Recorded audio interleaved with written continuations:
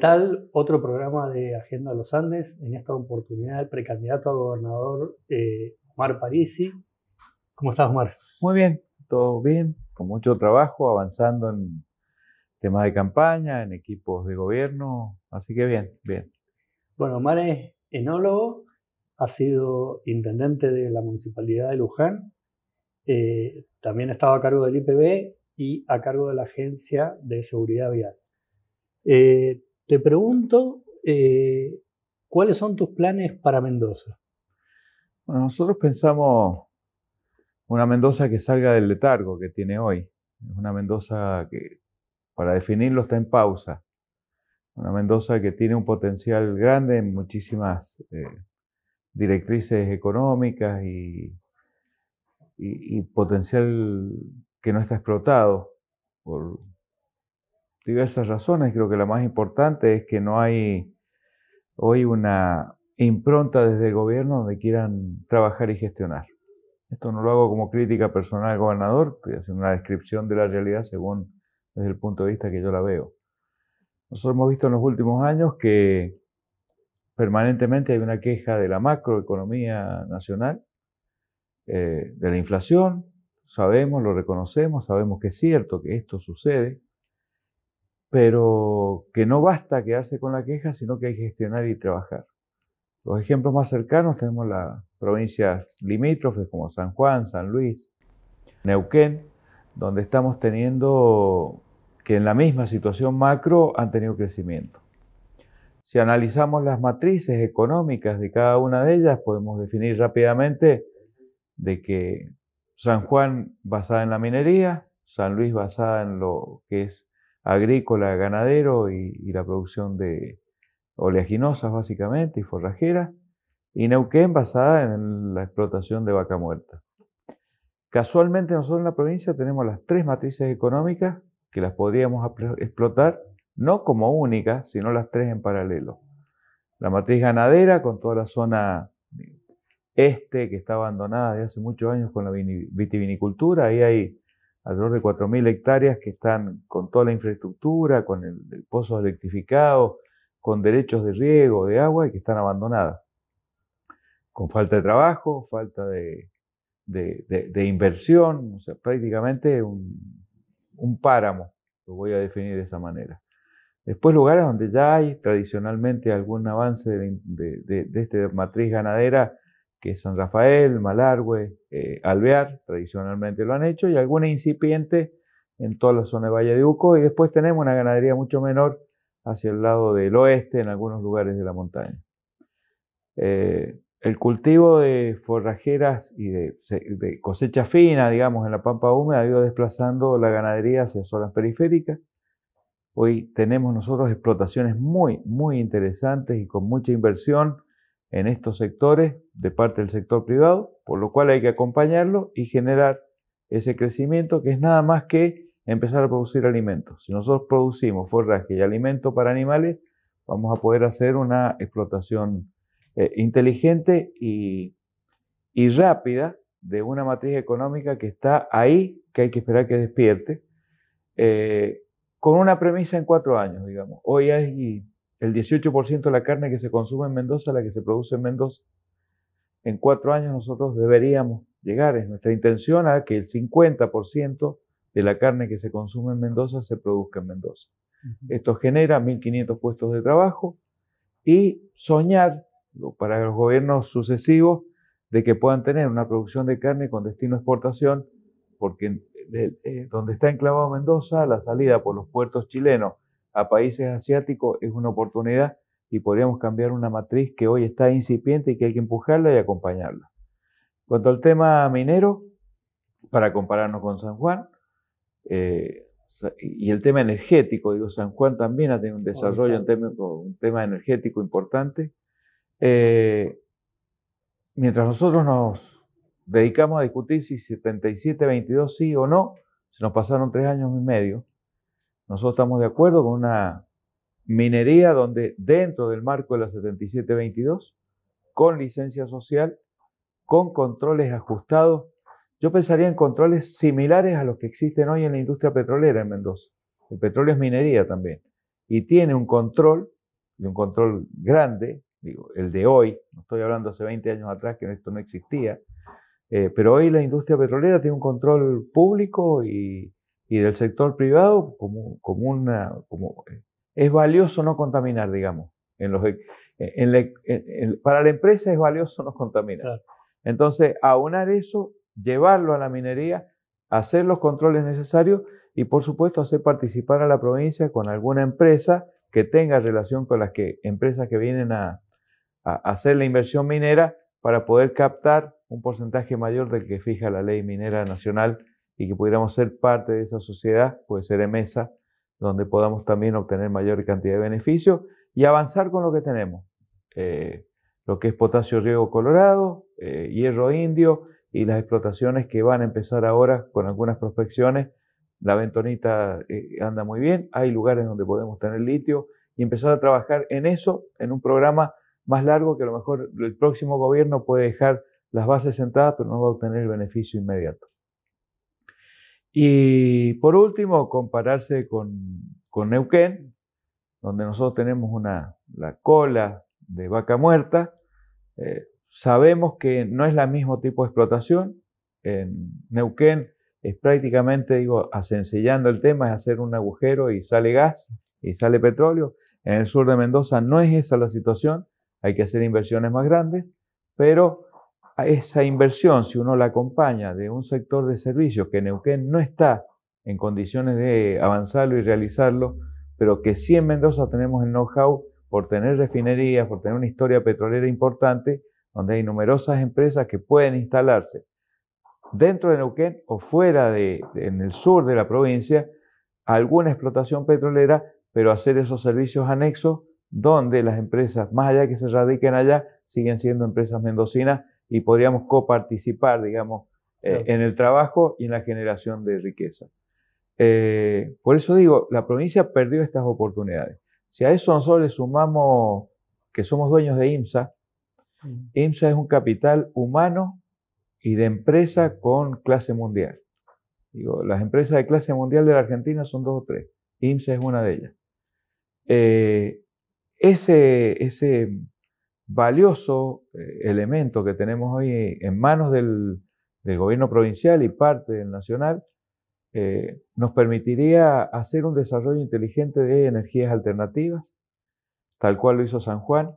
Ahí hay que buscar, digo, la posibilidad, digo, exigir a las empresas prestadoras de servicios de que hagan o ayudar o no sé, ver de qué forma hacemos el tendido para hacer la conexión con el sistema nacional para poder generar en todo lo que es el sector limítrofe con San Juan un parque solar que San Juan ya lo ha avanzado y que nosotros perdimos la oportunidad por no tener esa conexión al sistema nacional. Tomarlo como premisa, eso se puede realizar rápido. Digo, si hay intención política de hacer esas inversiones, la colocación de paneles también después es un proceso rápido y seguramente una inversión que sería muy interesante para inversores y para que participe IMSA en forma directa. Hay vencimientos de contratos de la mayoría de las presas que están en el país, las hidroeléctricas. Van a ir acompañadas de la renovación de los contratos y de la reparación y la puesta a punto y un nuevo inicio de un nuevo proceso licitatorio y de producción de energía. Ahí hay que buscar una ley nacional donde le dé la posibilidad a INSA de que sea la prioritaria en la competencia y en las licitaciones para poder reparar y colocar turbinas y hacer todo lo que hay que hacer en cada una de estas presas que están a nivel nacional y que son varias, lo cual en números exactos, podría decir casi exactos, que podríamos tener un ingreso de casi $600 millones que a la provincia le vendría muy bien, con algo que ya lo tenemos instalado, que tiene capacidad y que no habría que hacer inversiones. Sí. Una pregunta. Se lo critica al gobierno actual por poca obra pública. En ese sentido, ¿ustedes qué tienen pensado? A eso digo, nosotros necesitamos generar trabajo, urgentemente. La verdad que hay muchos mendocinos que no consiguen trabajo, tienen trabajo de mala calidad o sueldos indignos. La obra pública es una generadora inmediata de trabajo. digo, es keynesianismo puro. Y resulta, y es así, digo, no vamos a hacer nada nuevo, nada que no esté probado. La obra pública tiene que estar apuntada al sector que más trabajo da, que es la vivienda. La vivienda da entre 6 y 8 puestos de trabajo por cada una que se construye. Es rápido, se mantiene perfectamente en el tiempo, hay reinversión. Tenemos déficit habitacional de 150.000 viviendas en la provincia. Tenemos una capacidad empresaria y una capacidad de entidades intermedias porque hay que aunar esfuerzos ahí, hay que trabajar sobre los lotes que ya están comprados con factibilidades, de DEMSA, de Ecogas, digo, el que sabe que la infraestructura y la urbanización es fundamental para después empezar con el avance de las casas, pero tenemos toda la estructuración para poder hacer una gran cantidad de viviendas y que sea el motor de la economía en poco tiempo. ¿Te arriesgás con un número? La idea es hacer más casas que las que hizo Bordón. Bordón entregó 16.000 casas. Nosotros superaríamos... Más de 4.000 por año. Sí. Mira, yo tengo números, digo, estando en el IPB, sí, por eso pudimos hacerlo. Nosotros entregamos 8.500. Siempre se suman viviendas más ampliaciones, mejoramientos. Bueno, nosotros entregamos 6.500 viviendas y 2.000 mejoramientos. Hicimos 10.000 escrituras, cosa que eso también hace a que numerosos lugares, por ejemplo, en el Pedemonte de Luján, tener acceso a la escritura significa un cambio de vida total porque tiene acceso al crédito y puede también cada uno empezar a resolver su tema de vivienda en forma personal.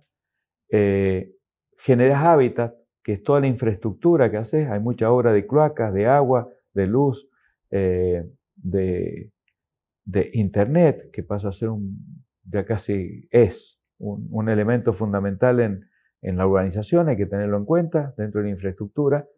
Y como te decía, nosotros entregamos 8.500, dejé 7.500 en construcción, que por falta de fondo no las pude terminar. Tuvimos una crisis al final, todo el mundo se lo recuerda. Yo seguí pagando los sueldos en el IPB, terminé el último día, pagué hasta el último sueldo, quedamos con una deuda con las empresas de 500 millones de pesos porque habían trabajado sin cobrar, pero trabajaron. La deuda que quedó en el IPB fue de esas condiciones. Y dejamos en proyecto 4.000 viviendas. Si a eso le sumamos todo lo que se hizo y se terminó de entregar de Procrear, que en su momento lo gestionamos, no lo alcanzamos a entregar, nosotros tuvimos alrededor de las 25.000 viviendas. Son números, digo, por ahí uno cuando habla de 16.000 o encima de 16.000, en el primer año estaremos más acotados, avanzaremos en el tiempo y si uno entregamos 12.000, 13.000 viviendas y deja 4.000, 5.000 en construcción, que van desde avances de obra del 90% hasta el 1%, digo que es lo que sucede, más un programa de viviendas ya armado, podemos superar números holgadamente. Para esto hay que gestionar, trabajar, poner todo al servicio de un tema en particular que es lo que nos va a permitir salir rápidamente de la crisis económica y financiera. Fondos, es lo que todo el mundo pregunta. El gobierno hoy tiene 100.000 millones de pesos en plazos fijos, cuentas. Cuando hablan de superávit, ese es el dinero que tenemos. Con eso alcanza para hacer una rápida y eficiente inversión en el tema de vivienda. Y hay que rediscutir, por supuesto, los 1.023 millones de dólares de portezuelo, que eso debe ser una discusión que se debe llevar a cabo y adelante en la legislatura, replanteando qué tipo de obra y qué cosa queremos para la provincia. ¿Qué idea tenés? Obra pública, ver lo que se puede hacer desde el marco energético, con IMSA adentro, discutiendo IMSA con IMSA, viendo la posibilidad de qué presas chicas se pueden hacer y por supuesto hay que hacer una evaluación muy importante del trasvase del Río Grande al Atuel, que eso es una deuda no solamente con los alvearenses o con el sur de la provincia, sino que pensando precisamente en la ganadería y en un esquema agroproductor, volver a rescatar esas tierras que están por falta de agua improductiva sería un golpe interesante también en la economía. Pero vuelvo a recalcar a los mendocinos, decirle que el esfuerzo más grande va a ser, no el esfuerzo, digo, el trabajo, la gestión, va a ser apuntar a la vivienda y pensar que piensen que pueden tener la vivienda. Yo les diría que las cooperativas que tienen hoy terrenos, que han perdido la esperanza, que han perdido la fe, nos pongamos a trabajar, nos pongamos en contacto, es más, desde ya, porque si ganamos no tenemos un día para perder. Enero vamos a tener que estar cerrando contratos, digamos. Claro. Y avanzar porque va a ser interesante, porque en la medida que aumenta también la mano de obra en el sector de construcción, disminuye la inseguridad. Esto es, prácticamente también uno puede decir, con esto lucho contra la inseguridad. ¿De dónde saco este dato? No es que se me ocurra. Si uno hace un relevamiento en las cárceles de quienes hoy están alojados ahí, el 90% cuando uno le pregunta a la profesión es de la construcción. O sea, es una gran contención para la inseguridad de que haya trabajo en la obra pública y en la construcción. El resto de la obra pública, infraestructura básica. La provincia hace años que no hace inversiones en agua potable, distribución del agua. No estoy de acuerdo con Mecorot, digo, esto para ir planteando cosas que van a venir, ¿no? No creo que ir a buscar empresas israelíes para que nos digan cómo tenemos que manejar el agua cuando nosotros tenemos el INAS, tenemos el INTI, tenemos el INTA, tenemos el CONICET, tenemos la Universidad Nacional de Cuyo, que tienen trabajo, tienen experiencia, conocen la idiosincrasia mendocina. Creo que hay que sentarse con ellos, no hay que ir a buscar nada afuera. Sirve la tecnología que nos puedan, sí, la tecnología, pero no inducir al manejo del agua o privatizar el agua de Mendoza. La verdad que eso me parece cuanto menos peligroso. ¿Por qué debería votarte una persona? Porque soy una persona de trabajo y de gestión. La mitad de mi vida tengo 36 años de aporte jubilatorio. 18 años estuve en el sector privado, 18 años estuve en el sector público. Soy un apasionado de la gestión. Gestioné diversas cosas, desde lo público, en lo privado, desde exportaciones de frutas frescas, construcciones, bodegas, fábricas de champán. Tuve emprendimientos ganaderos. Digo, nunca como dueño, siempre acompañando. Tengo la capacidad de poder generar grupos de trabajo y de manejar grupos de trabajo y lograr objetivos. Mi última trabajo, digo, es un emblemático. Estoy orgulloso de decir que lo hice. Construimos la estación más grande, la estación de servicio más grande del país en Uspallata, en una construcción de 11 meses. El plazo de obra que nos había dado YPF era 18, construimos en 11, en plena pandemia. Y la verdad que eso habla de gestión, de trabajo, es lo que vengo a ofrecer. Yo, en lo personal, mucho trabajo, mucha gestión, escuchar mucho, sentarse con cada uno de los sectores para entender cuál es la problemática y hacia dónde tenemos que avanzar y, por supuesto, no decir qué es lo que hay que hacer. Yo esto lo repito en todos lados. Uno puede tener ideas directrices, ver. Digo, esa es la idea donde uno tiene que manejar hacia qué lugar va el gobierno, hacia qué lugar vamos y lo discutimos. Pero el que es gobernador es la herramienta para el desarrollo de todo aquello que alguien en algún sector tiene intenciones de hacerlo. La inteligencia es saber dilucidar qué es lo mejor para todo, qué es lo mejor para la provincia y poder en ese esquema avanzar hacia lo que todos deseamos, que es un mejoramiento de la economía de la provincia. Bien. Le hago una pregunta porque, bueno, vos sos enólogo, has pasado por la Agencia de Seguridad Vial y está todo este tema. Ahí te hago una corrección. La que estuvo en la Agencia Nacional de Seguridad Vial fue mi esposa. Fue tu esposa. Bueno, pero te contaba los problemas, seguramente. Por el tema del colcero, ¿no? Sí. Bueno, estás ahí vos. Sí. Mira, en realidad creo que... Y el justicialismo, bueno, Anabel, con mucha convicción, coherencia y fortaleza y mucho coraje, resistiendo la presión de las bodegas, se mantuvo diciendo, bueno, no, esta ley tiene que salir. Que yo creo, mira, esto es otra parte, digo, con los amigos bodegueros no, creo que están en este aspecto fuera de la realidad. A ver, ¿por qué? El que no puede tomar es el que conduce. O sea, no es que los 4 o 5 que van arriba del vehículo no pueden tomar, es el que conduce. Esto no va a bajar el consumo de vino en la provincia. Digo, quien pensara así, y la verdad que sería muy fácil decir, tomemos vino todo y resolvemos el tema de consumo. El consumo de vino tiene problemas más graves que el alcohol cero. Los problemas que yo creo que tiene la vitivinicultura, primero es que lo convirtieron en algo snob, algo prácticamente inalcanzable para el ciudadano común, digamos, por la publicidad. Digo, apuntan a un target y a un mercado que no es masivo. Su competencia directa es la cerveza, que apunta a un consumo masivo. Entonces hay que ajustar algunos mensajes, rever todo lo que es el marketing del vino y ver hacia dónde apuntamos, hacia dónde vamos y qué mercado tenemos que tener. Después digo, la gran venta local de vinos en Mendoza es la botella que se lleva quien viene de turista. Va, consume un vino en la bodega, se lleva su botella, deja el dinero acá y no la consume en Mendoza, la consume afuera. El dinero que va acá no la consume acá. Y el turista, que es el que hace esta inversión y el que va, come en una bodega, consume vino, que lo hace en otros niveles, tampoco maneja él. O va en taxi o lo llevan. Digo, esto para hilar fino. No creo que cambie para nada de que sea 0 o 0,5 en el consumo si es a lo que está apuntando el bodeguero. Sí cambia muchísimo el peligro en las rutas de aquellos que están pasados con alcohol y que tenemos que lamentar muertes y accidentes permanentes.